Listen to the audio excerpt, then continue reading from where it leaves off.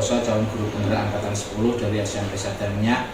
Pada video kali ini saya akan mewawancarai Kepala SMP Kabupaten Sadar-Minyak yang pada kali ini yaitu Bapak Hadi Muhammad Yunus SPDI untuk menggali informasi berkaitan pengambilan keputusan yang ada di SMP Kabupaten Sadar-Minyak. Langsung saja mari kita mulai. Assalamualaikum warahmatullahi wabarakatuh. Waalaikumsalam warahmatullahi wabarakatuh.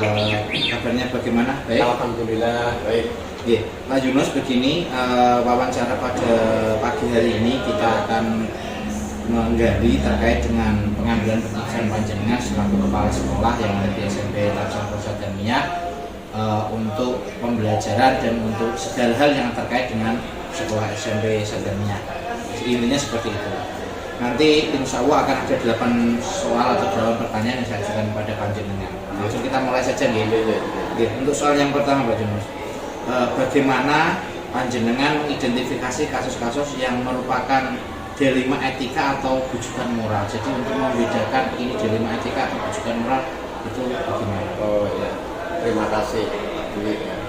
Untuk mengidentifikasi masalah kasus seperti itu, yang pertama yaitu untuk mengetahui jenis kasus yang kami hadapi, itu cukup mudah.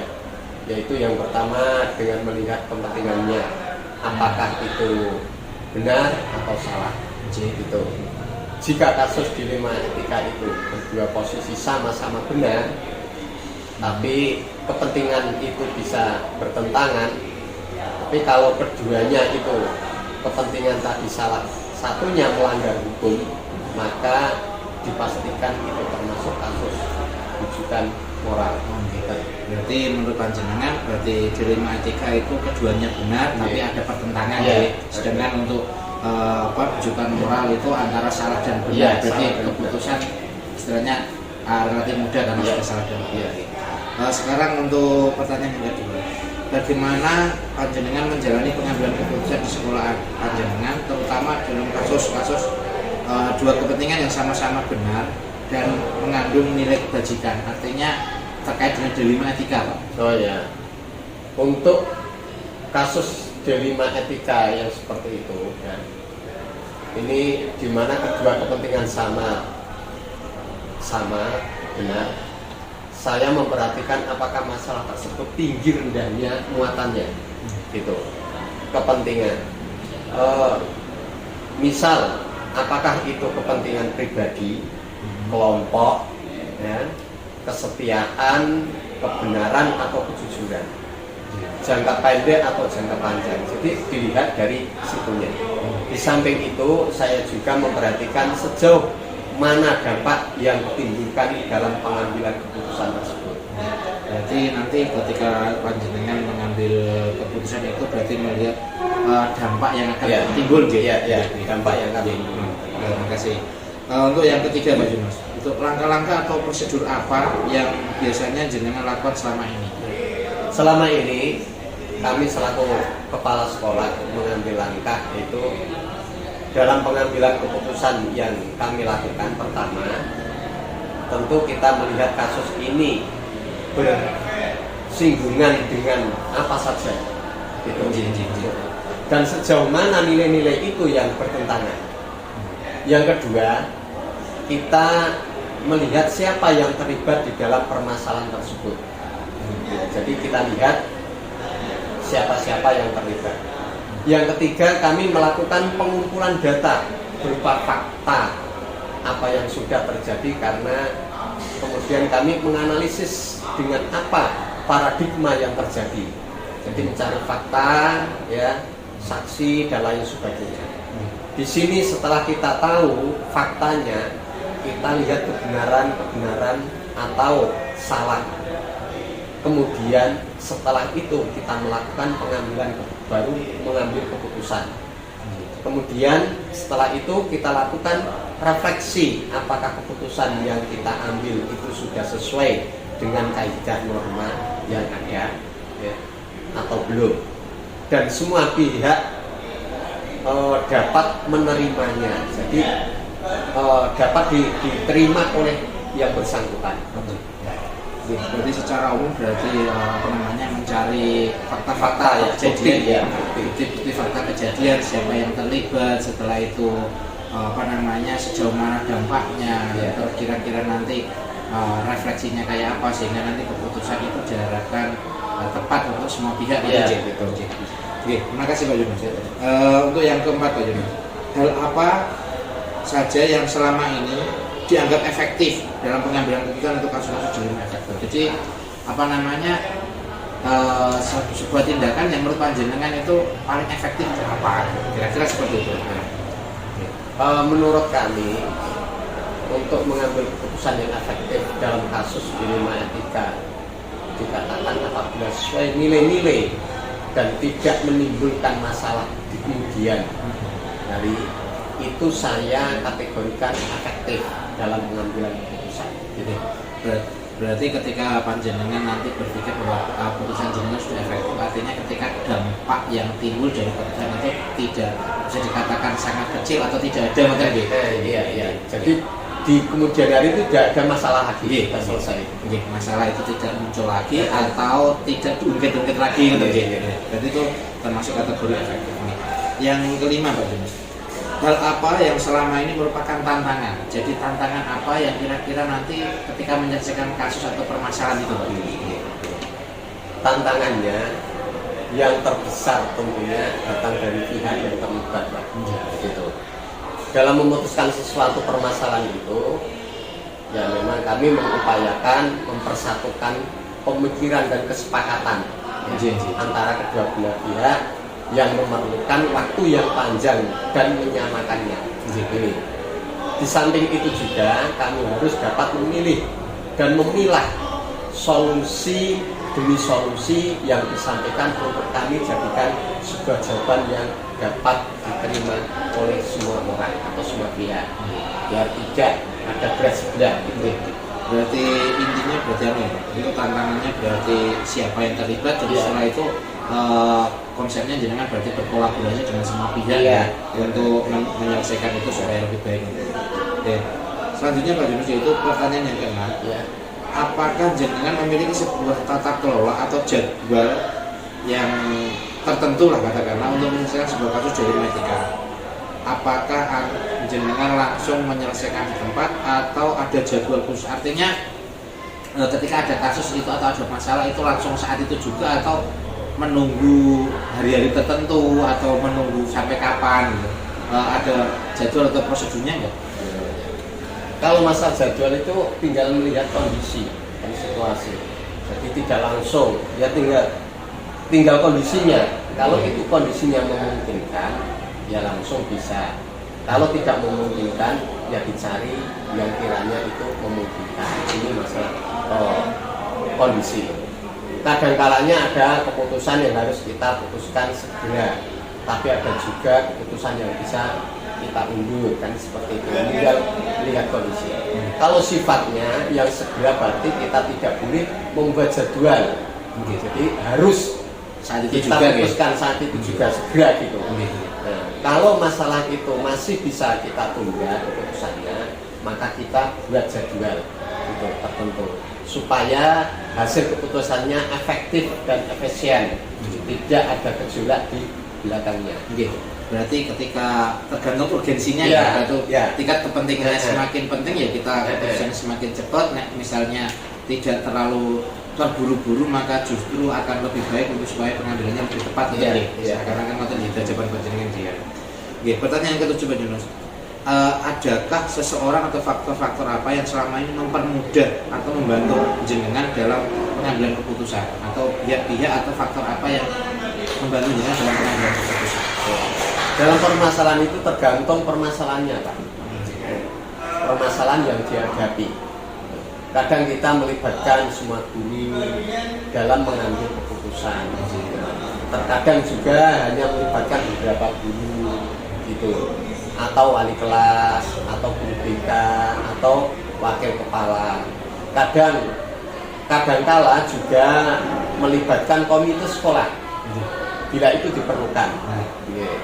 Berarti apa namanya pihak-pihak yang apa namanya menjadi mempermudah dalam jenengan membuat keputusan berarti tergantung nanti sekup permasalahannya gitu. Iya, iya. Kalau permasalahannya itu luas gitu, semakin banyak pihak yang terlibat. Iya. Kalau permasalahannya sekupnya itu kecil, berarti pihak yang terlibat semakin sedikit. Nah, semakin sedikit gitu. Pertanyaan terakhir Pak Dimas, dari semua hal yang telah jenengan sampaikan, pembelajaran apa yang dapat Anda petik dari pengalaman jenengan itu sendiri? Pertama yaitu dalam identifikasi kasus yang terjadi harus dilakukan dengan pemikiran yang matang gitu. Jadi karena ini tidak hanya semata-mata apa ya seperti permasalahan kecil enggak. Apakah termasuk kasus dilema etika atau rujukan moral? Kemudian ada kasus yang perlu diselesaikan segera, yang perlu saya putuskan sendiri, ya, atau beberapa kasus yang diselesaikan secara kolektif.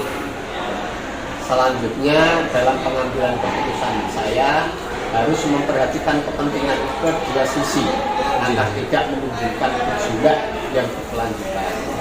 Seperti itu. Ya, berarti pengalaman panjenengan dari itu sudah saya simpulkan bahwa dalam pengambilan keputusan dengan berusaha untuk berkolaborasi dengan semua pihak dan istilahnya menggunakan prosedur-prosedur atau yang tata kelola yang sudah ada di sekolah.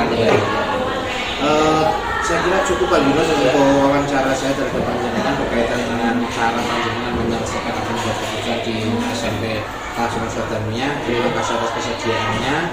Semoga SMP Sadamia semakin lama semakin baik dan semakin maju. Dan saya akhiri. Assalamualaikum warahmatullahi wabarakatuh.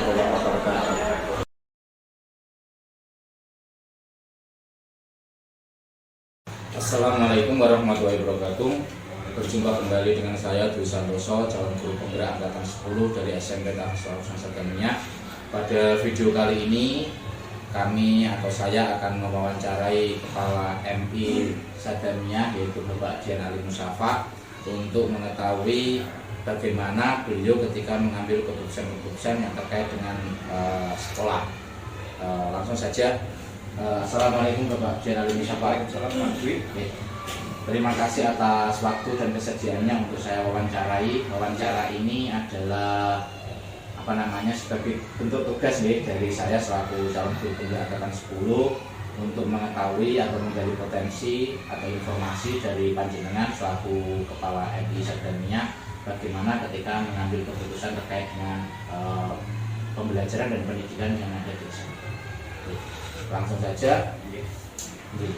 Soal yang pertama, pertanyaan pertama, bagaimana panjenengan mengidentifikasi bahwa kasus-kasus yang ada yang panjenengan selesaikan itu termasuk dilema etika atau rujukan moral? Terima kasih Pak Dwi atas pertanyaannya. Ini Pak Dwi, sebagai seorang pemimpin pasti kita banyak menghadapi berbagai macam masalah yang beragam di sekolah masing-masing. Karena sekolah satu dengan yang lain pasti dengan background kultur sosial masyarakatnya kan berbeda-beda ya. Untuk yang di sekolah saya mengatakan bahwa banyak masalah itu bisa dikatakan dilema etika. Apabila keduanya itu memang benar, keduanya itu benar, namun saling bertentangan kepentingannya. Di sini dalam mengidentifikasi masalah tersebut, saya tidak bekerja sendiri tentunya. Pasti ada tim-tim yang lain dan guru-guru yang lain untuk membantu. Di sini saya melihatkan berbagai banyak pihak terkait seperti guru, wakil kepala, orang yang besar. Kemudian saya baru bisa mengatakan bahwa apakah ini termasuk masalah rujukan moral atau dilema etika, seperti itu Pak. Terima kasih atas penjelasannya berkaitan dengan hal itu. Pertanyaan selanjutnya, bagaimana menjalankan pengambilan keputusan di sekolah Anda, terutama pada kasus-kasus yang kedua kepentingannya sama-sama benar atau istilahnya yaitu berkaitan dengan dilema etika? Untuk seperti masalah seperti itu Pak, jika saya mengambil sebuah keputusan yang mana ada dua kepentingan yang sama-sama benar, di sini saya mempertimbangkan nilai-nilai yang timbul dari keputusan tersebut. Kemudian nilai-nilai yang timbul itu atau dari permasalahan itu, apakah itu termasuk permasalahan pribadi melawan kelompok, atau kebenaran dengan kesetiaan, atau keadilan berlawanan dengan rasa kasihan. Di sini saya melibatkan rekan kerja tentunya, karena kita tidak bisa bekerja sendiri, karena di sebuah madrasah atau sekolah itu adalah sebuah tim, sebuah organisasi. Kita jalan bareng. Ya seperti itu Pak, di dalam pengambilan keputusan yang kompleks. Berarti berkolaborasi dengan teman-teman yang ada di sekolah. Pertanyaan selanjutnya yang ketiga, yaitu langkah-langkah atau prosedur seperti apa yang biasanya Anda lakukan selama ini? Untuk langkah-langkah yang saya ambil dalam pengambilan keputusan, saya itu memperhatikan terlebih dahulu permasalahan tersebut yang melibatkan pihak-pihak yang terkait. Apakah itu yang berkenaan dengan peserta didik, apakah itu berkenaan dengan pribadi, ataukah itu berkenaan dengan sebuah kelompok atau sosial. Dengan mereka itu saya mengidentifikasi dulu, kemudian saya berkonsultasi dan melibatkan beberapa rekan guru, khususnya guru senior yang mungkin mempunyai banyak pengalaman, kemudian para wakil kepala sebagai stakeholder untuk memecahkan ini. Kemudian kami sama-sama memeriksa kasus ini, apakah kasus ini betul-betul melibatkan dampak yang besar atau tidak. Kemudian kami akan melibatkan sejauh mana respon dari pihak-pihak yang terlibat seperti itu. Berarti melibatkan guru-guru senior yang ada di wilayah kerja panjenengan, karena saya lihat panjenengan termasuk usianya relatif muda. Muda nggak muda. Pertanyaan yang keempat Pak Dian. Nah, hal-hal apa yang selama ini Anda anggap efektif dalam pengambilan keputusan terkait dengan kasus dilematika? Jadi yang paling efektif kira-kira apa? Menurut saya hal yang paling efektif itu adalah saya melibatkan semua orang, karena sehingga saya merasakan terbantu, karena di awal tadi kita bekerja bareng, melibatkan warga madrasah seperti ini, dan dalam mengambil keputusan itu agar hal-hal yang terjadi di luar jangkauan kita itu bisa diminimalisir, Pak. Seperti contoh kekecewaan dan juga bisa diminimalisir, dan yang terpenting adalah semua orang itu bisa menerima keputusan tersebut. Intinya berarti nanti di keputusan yang ambil itu istilahnya berusaha untuk istilahnya memuaskan semua pihak. Padahal kita sebenarnya kan tidak alat pemuas. Mungkin itulah seperti itu. Selanjutnya, hal-hal apa yang selama ini merupakan tantangan dalam pengambilan keputusan dalam kasus dilematika? Jadi tantangannya terbesar itu apa?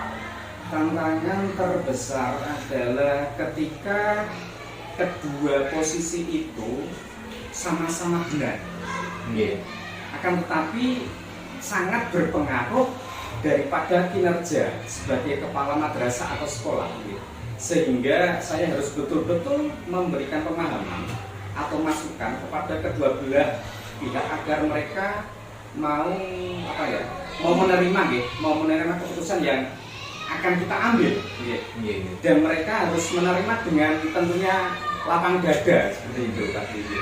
Berarti intinya adalah pendekatan kepada orang-orang terkait, jadi supaya keputusan ini dengan ambil itu istilahnya bisa diterima pada pihak-pihak terkait dalam kasus yang sedang diselesaikan nanti. Pertanyaan yang keenam, Pak Dian, apakah Anda memiliki sebuah tata kelola atau jadwal tertentu dalam sebuah penyelesaian kasus dilematika? Apakah Anda langsung menyelesaikan di tempat, atau ada jadwal tertentu atau ada prosedur tertentu? Istilahnya ketika permasalahan terjadi langsung hari itu juga selesai, atau nanti perlu pengamatan dan sebagainya seperti itu? Untuk waktu atau jadwal dalam penyelesaian masalah itu kalau di saya Pak itu fleksibel sesuai kebutuhan. Saya melihat apabila ada sebuah kasus yang memang betul-betul urgent, sekarang harus diputuskan, itu harus sekarang sebisa mungkin harus diputuskan.